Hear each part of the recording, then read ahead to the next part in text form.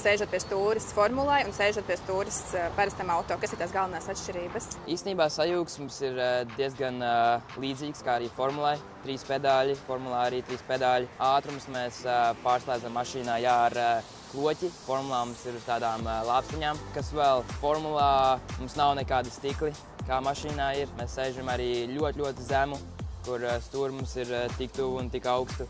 Mašīnā ir drusku savādāk un tālāk, kā arī stūrei daudz lielāk nekā formulā. Un jā, tev nevajag sēdēt mašīnā kombinzonā un ķīveres. Var sēdēt mierīgi šortos un ar keponi. Un kā ar tiem gabarītiem tomēr, kā tā sajūta varbūt mainās, iekāpjot parastā auto? Jā, tas arī jājūt priekšu vai lai neaizsvērtu kādu maliņu.